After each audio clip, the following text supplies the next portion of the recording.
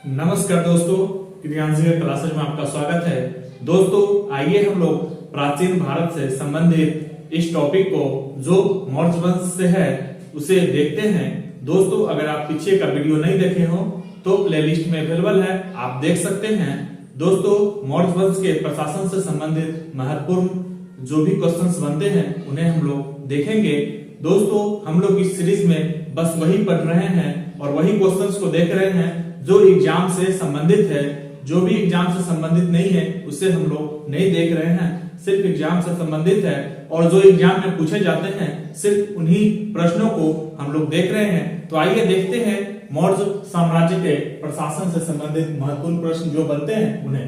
दोस्तों मौर्य वंश के संस्थापक चंद्रगुप्त मौर्य थे, फिर बिंदुसार आते हैं, फिर अशोक आते हैं, फिर इनके अंतिम शासक बृहद्रथ। दोस्तों तो आइए मौर्य साम्राज्य का जो रहा टोटल कार्यकाल 137 वर्षों का रहा। दोस्तों उस समय जो प्रांत होते थे, प्रांतों को चक्र कहा जाता था। तो क्वेश्चन दोस्तों यहाँ से यह पूछता है कि मौर्य साम्राज्य में प्रांतों को क्या कहा जाता था, तो चक्र कहा जाता था। उसके बाद बहुत ही महत्वपूर्ण प्रश्न है दोस्तों, ये बार बार एग्जाम में पूछा जाता है, प्रशासन की सबसे छोटी इकाई को क्या कहा जाता था। मौर्य साम्राज्य में प्रशासन की सबसे छोटी इकाई को क्या कहा जाता था, तो ग्राम कहते थे। मौर्य साम्राज्य में प्रशासन की सबसे छोटी इकाई को क्या कहा जाता था, तो ग्राम। दोस्तों ये प्रश्न बार बार पूछे गए हैं, आप इन्हें अच्छे से देख लेंगे। जैसे अभी भी आप देख सकते हैं प्रशासन की सबसे छोटी इकाई ग्राम ही है, तो प्रशासन की सबसे छोटी इकाई ग्राम मौर्य साम्राज्य में भी थी और अभी भी है। दोस्तों उसके बाद बिक्री कर के रूप में मूल्य का कितना भाग लिया जाता था, तो 10वां भाग। जितना मूल्य होता था उसका 10वां भाग टैक्स के रूप में लिया जाता था मौर्य काल में, और अगर नहीं दिया जाने पे मृत्यु दंड दिया जाता था। बहुत ही कठोर सजा थी, नहीं चुका पाने पे मृत्यु दंड दिया जाता था। उसके बाद दोस्तों मेगास्थनीज जो चंद्रगुप्त के दरबार में थे, उनके अनुसार एग्रोनोमाई जो थे वो मार्ग निर्माण के अधिकारी थे। उसके बाद दोस्तों युद्ध में सेना का नेतृत्व करने वाला अधिकारी को क्या कहा जाता था, तो नायक कहा जाता था। युद्ध में जो अधिकारी होते थे, नेतृत्व करते थे, उन्हें नायक कहा जाता था। जैसे अभी भी देख सकते हैं किसी फिल्म में जैसे बोलता है कि ये नायक मतलब हीरो। तो उस समय जो युद्ध में सेना का नेतृत्व करते थे उन्हें क्या कहा जाता था, नायक। उसके बाद सैन्य विभाग का सबसे बड़ा अधिकारी उस समय जो थे उन्हें सेनापति कहा जाता था। सैन्य विभाग के सबसे बड़े अधिकारी को क्या कहा जाता था, तो सेनापति।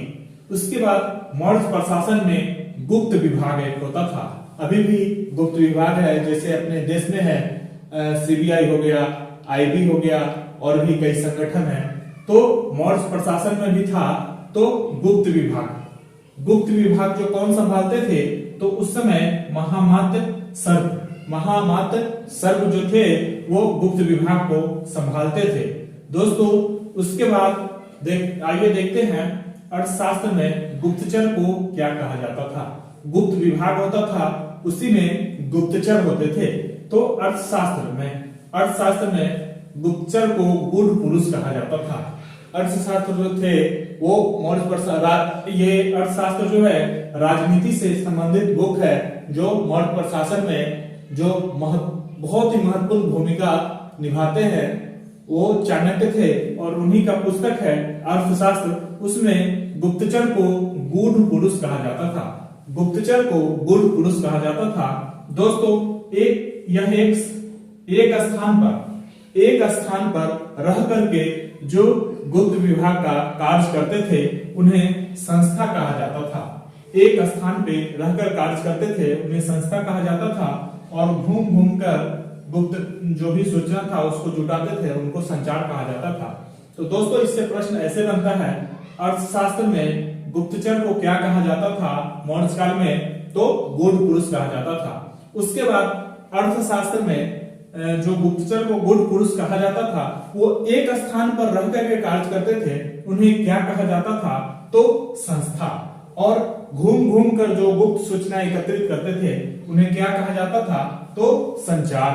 दोस्तों जैसे अभी संस्था, जैसे अपने देश में सीबीआई हो गया, आईबी हो गया, और दोस्तों ये एक जगह रह करके कार्य करते हैं, लेकिन जो अपना रॉ है, अपने देश का रॉ है, तो वो क्या करते हैं? विदेशों में इधर उधर जहां तहां कोई सूचना नहीं है, फिर भी रह करके वो क्या करते हैं? गुप्त सूचना को एकत्रित करते हैं और भारत सरकार को देते हैं।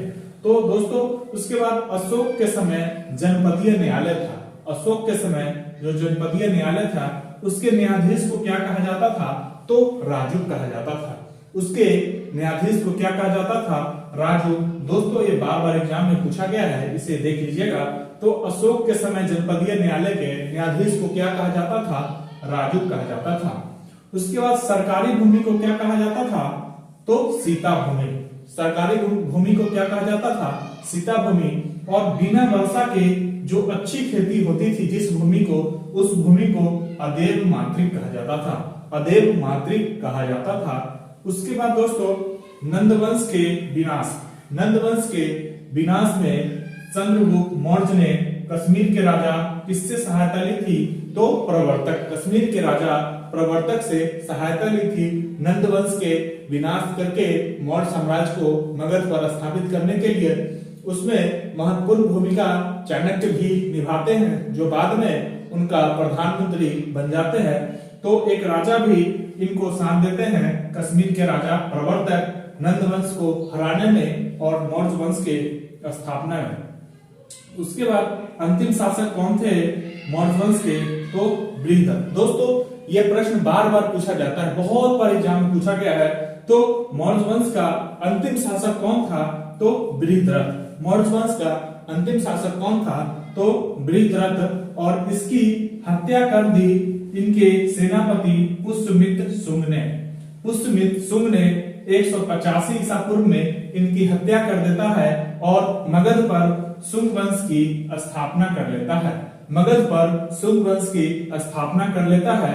दोस्तों तो यहाँ से प्रश्न ये बनते हैं, मौर्य वंश के अंतिम शासक कौन थे? तो बृहद्रथ। और इनकी हत्या इनके सेनापति पुष्यमित्र शुंग कर देते हैं 185 ईसा पूर्व में, और शुंग मगध पर शुंग वंश की स्थापना कर लेते हैं।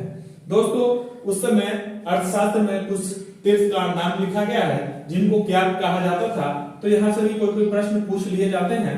दोस्तों उस समय मंत्री जो थे उन्हें प्रधानमंत्री कहा जाता था। मंत्री को प्रधानमंत्री कहा जाता था।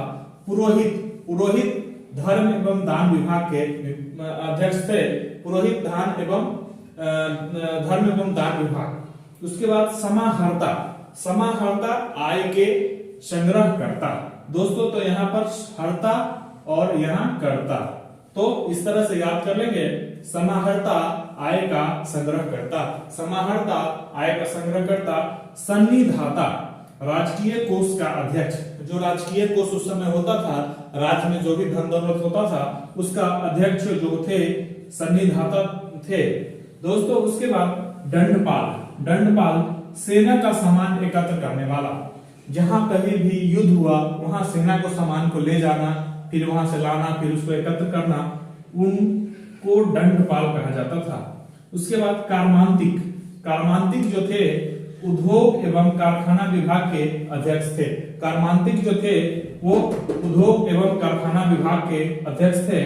उसके बाद उत्तरापथ जो मौर्य प्रांत का राज्य था, उसकी राजधानी कहाँ थी? तो उत्तरापथ की राजधानी कहाँ थी?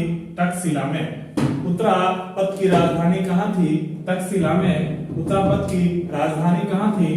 तक्षशिला में। उसके बाद कलिंग की राजधानी कहाँ थी? तोसली। कलिंग की राजधानी कहाँ थी? तोसली। और अवंती की राजधानी कहाँ थी? तो उज्जैन। अवंती की राजधानी कहाँ थी? तो उज्जैन। कलिंग, तोसली। उत्तरापथ की राजधानी कहाँ थी? तक्षशिला। दोस्तों तक्षशिला जो था विश्व का प्रथम विश्वविद्यालय था। तक्षशिला विश्व का प्रथम विश्वविद्यालय था। अगर भारत का प्रथम विश्वविद्यालय पूछा जाता है तो ये नालंदा विश्वविद्यालय। दोस्तों तक्षशिला पाकिस्तान में अवस्थित है। दोस्तों इस तरह से जो भी क्वेश्चन था मौर्य वंश के प्रशासन से संबंधित उसको हम लोग देखे हैं। आगे भी अब जो भी प्राचीन भारत से वीडियो होगा वो आपको इस YouTube चैनल पे लगातार मिलते रहेंगे। अगर आपको अच्छा लगा हो प्लीज लाइक, सब्सक्राइब और शेयर जरूर करिएगा। दोस्तों थैंक यू।